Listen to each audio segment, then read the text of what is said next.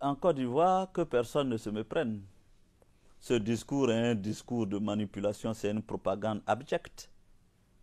On tente de faire croire qu'on veut se battre contre le colonisateur. Mais Gbagbo, c'est du mensonge, c'est de l'intoxication. Il n'y a pas un seul président en Côte d'Ivoire qui ait autant défendu les intérêts des Français en Côte d'Ivoire. Il n'y a pas un président, plus que Gbagbo, qui ait vendu la Côte d'Ivoire aux étrangers. Je vous donne des exemples. Premièrement, le port de la Côte d'Ivoire, contre toute attente, c'est M. Gbagbo qui l'a vendu à M. Bolloré, qui est français. Comment vendu? Vendu comment? Ben, le port de Côte d'Ivoire, il y a une convention de concession de l'activité portuaire de l'État de Côte d'Ivoire à M. Bolloré.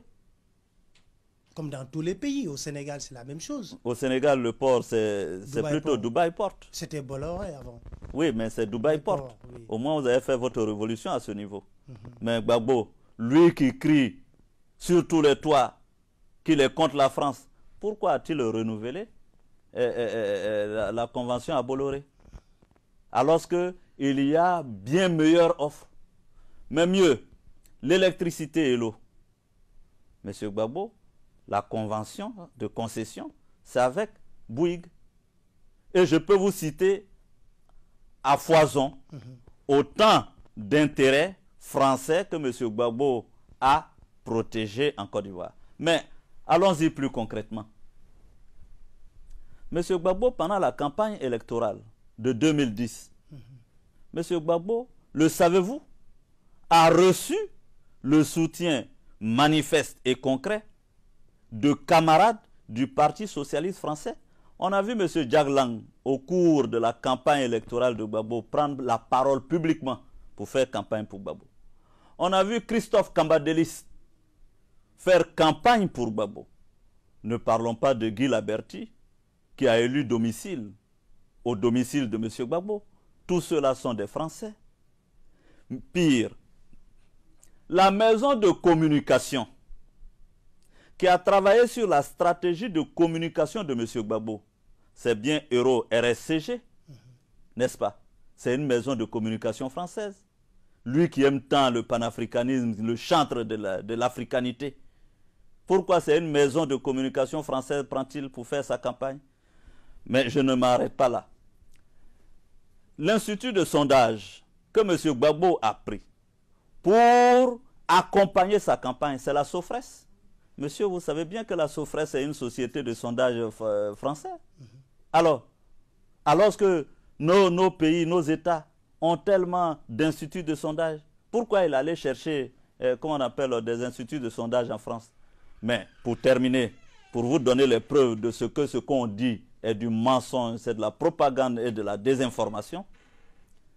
Quand M. Gbagbo a voulu défendre donc le fait qu'il avait été élu et proclamé par le Conseil constitutionnel, quels sont les avocats qu'il a pris?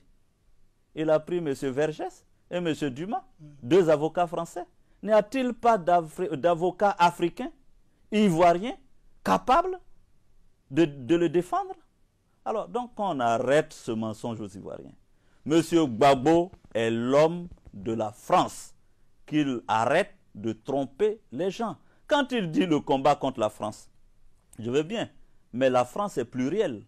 Vous avez la gauche française et vous avez la droite française. En 2000, vous vous souviendrez que M. Gbagbo avait le soutien du gouvernement de Lionel Jospin au travers du ministre de la Coopération Charles Jocelyn, qui ont crié sur tous les toits que Gbagbo était un démocrate et qu'il avait été élu malgré le fait que des populations étaient tuées à Abidjan, qu'il y avait un charnier et que l'Afrique du Sud et l'ONU avaient appelé à la reprise des élections en Côte d'Ivoire. Le gouvernement qui a installé Gbagbo, c'est le gouvernement français de Lionel Jospin. C'est eux qui ont fait les premières déclarations pour dire que Gbagbo est président de la République. Alors, évidemment, quand la droite française est au pouvoir, M. Gbagbo veut tromper les Africains en donnant le sentiment qu'il mène une lutte de décolonisation. pour terminer sur le sujet, je vous rappelle que moi, je suis né après les indépendances. Notre génération est une jeune génération. Donc cette rhétorique vieille des années 50 et des années 60 est surannée, obsolète, et elle ne fait recette nulle part. Nous, on est allés à l'école avec des jeunes Français sans le complexe du colonisé et du colon. Nous sommes allés à l'école comme des citoyens égaux. Nous les respectons et nous respectent.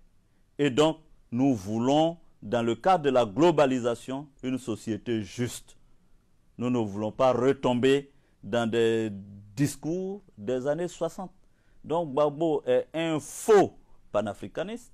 C'est du mensonge. Il profite avec la France quand ça lui va. Il les injurie quand ceux-là veulent rétablir la vérité.